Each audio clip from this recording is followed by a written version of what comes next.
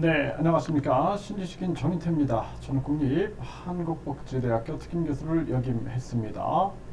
북한 공격 승인 놓고 한국과 일본 갈등, 미국의 입장은 일본이 전쟁하는 국가를 선포를 했어요. 네, 그래서 반격을 가능하게 하겠다. 그래서 북한을 자신들이 이제 공격할 수 있다 이런 얘기들을 하는데 그런데 한국은 북한을 공격하려면 북한은 헌법상 한국의 영토기 때문에 한국의 승인을 받아야 된다 이렇게 얘기를 하고 있고 일본은 한국의 승인을 받을 필요가 없다 이렇게 얘기를 하고 있습니다. 네, 그래서 동아일보 기사를 보면은 한국은 일본 북한 공격된 우리 승인 받아야 한다. 네, 이렇게 얘기를 하고 있고 일본은 허가받을 필요 없어. 이렇게 얘기를 하고 있는 거죠. 네, 이게 참 안타깝습니다. 한국은 일본 평화헌법 정신 지켜야 한다. 이렇게 얘기를 하고 있고 미국 입장에서는 새 안보 전략을 환영한다. 네. 네, 이렇게 얘기를 하고 있고 중국은 위협을 과장하고 있다.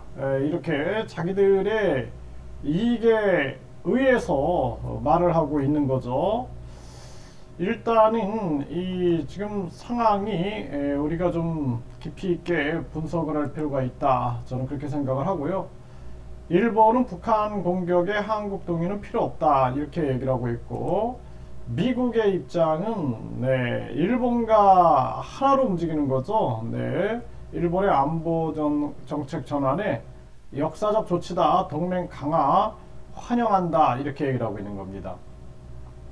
이 미국이라는 나라는 일단은 저는 자유민주주의자입니다. 자유민주주의자고 그리고 저는 대한민국파예요. 대한민국파, 친미파, 친일파, 친중파, 친북파 아니고 저는 대한민국파입니다. 이걸 먼저 밝히고 제가 말씀을 드릴게요.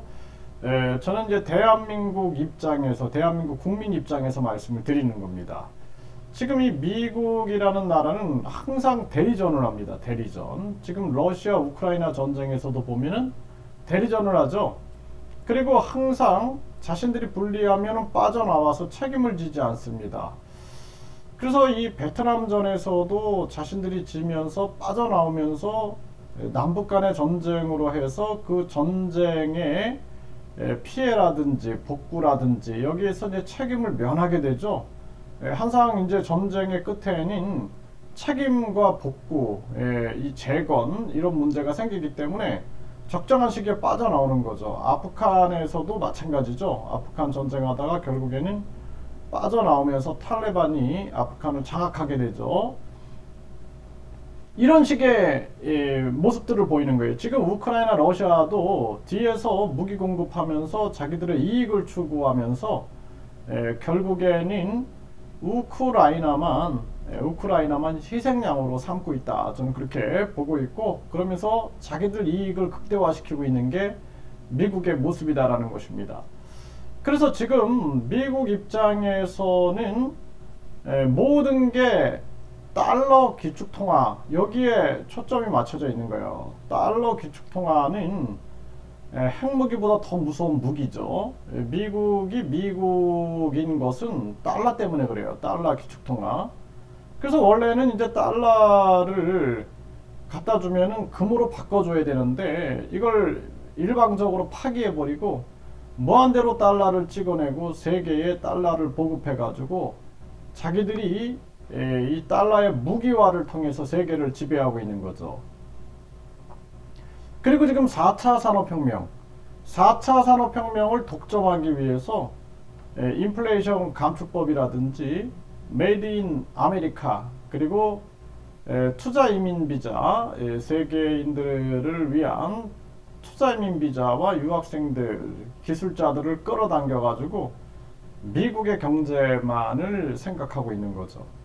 그래서 지금 일본을 통해서 일본이 지금 우크라이나 러시아 전쟁 북한의 도발로 인하여 중국의 도발 이런 것 때문에 군사력을 키울 명분을 만들어 놓고 결국에는 일본이 전쟁 가는 국가가 되게끔 만드는데 미국이 전략적으로 기여를 하고 있는 거죠.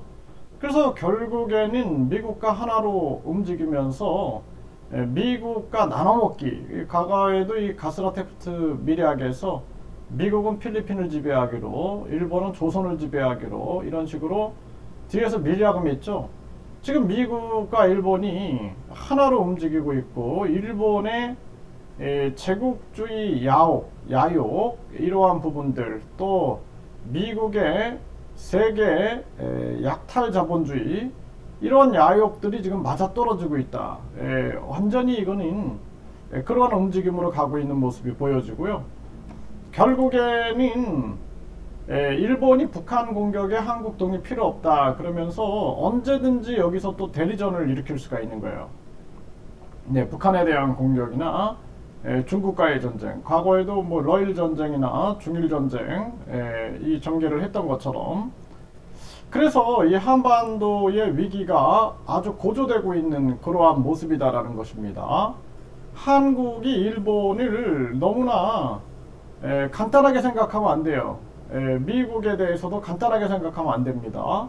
이들이 G7에서 하나로 뭉쳐서 움직이고, 한국과 일본과 미국이 완전히 동전의 양면처럼 움직이고 있기 때문에 한국은 한국의 길을 가야 된다. 뭐 이렇게 기웃기웃대면 안 돼요. 중국이나 뭐 미국이나 이렇게 기웃기웃대다가 일본이나 이렇게 기웃대다가는 결국에는 한국의 미래를 잃어버립니다. 한국은 4차 산업혁명의 패권국을 선포하면서 우리의 원화 사용 유동성을 세계로 전파시키면서 세계 많은 국가들과 이 FTA 체결하고 그러면서 우리의 길을 가야지, 지금 여기저기 기웃대다가는 결국에는 한국의 운명이 아주 위태로워진다. 지금 이런 상황이라면 일본이 전쟁을 기꺼이 할 수 있다. 그리고 나서는 미국은 대리전을 또 하는 거죠. 대리전을.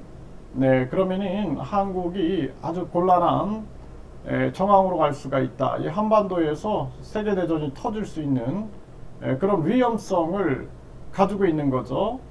안타까움을 금할 수가 없고요. 이 한국의 외교 안보 경제가 철저하게 한국 중심으로 돌아가지 않으면은 결국에는 이용만 당한다. 이번에도 현대차가 결국에는 멕시코로 이전하느냐 이런 얘기가 나오죠. 네, 이런 모든 것이 결국에는 한국의 외교 정책의 실패, 미국의 딸랑거리다가 이용만 당하는 그러한 상황이 발생될 수 있다라는 것입니다.